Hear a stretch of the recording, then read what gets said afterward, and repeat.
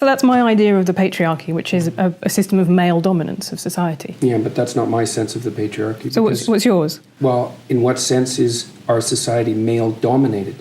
The fact that the vast majority of wealth is owned by men, the vast majority of capital is owned by men. Women do more unpaid labour. A very tiny proportion of men, and a huge proportion of people who are seriously disaffected are men.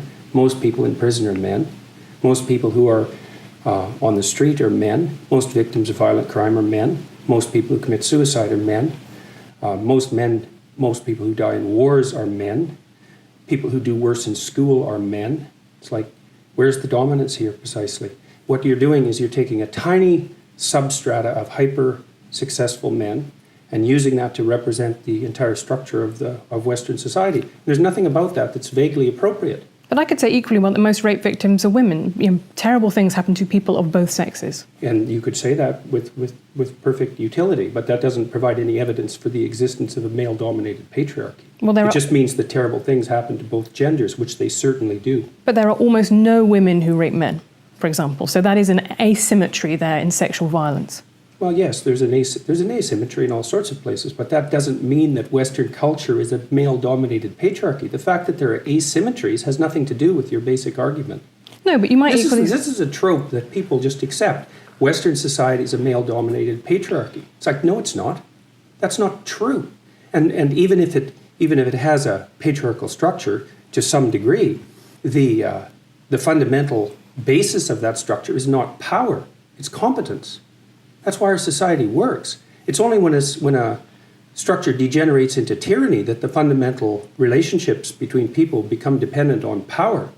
It's not power. If you hire a plumber who's likely to be male, it's not because there's roving bands of tyrannical plumbers forcing you to make that choice.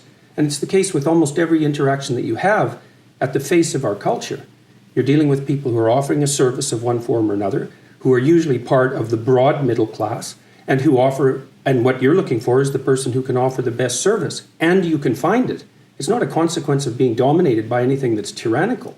And then again, our culture, our Western culture, which is by no means perfect, and certainly has tyrannical elements, like all cultures do, is the least tyrannical society that's ever been produced, and certainly the least tyrannical society that exists now. This whole patriarchy thing, I think you have no idea how pernicious and dangerous it is. Well, no, I don't. I really don't. Go on. Throughout history have fundamentally cooperated to push back against the absolute catastrophe of existence. A terrible death rate, the probability of chronic starvation, early death, disease, the difficulty of raising children with all the death that was associated with that.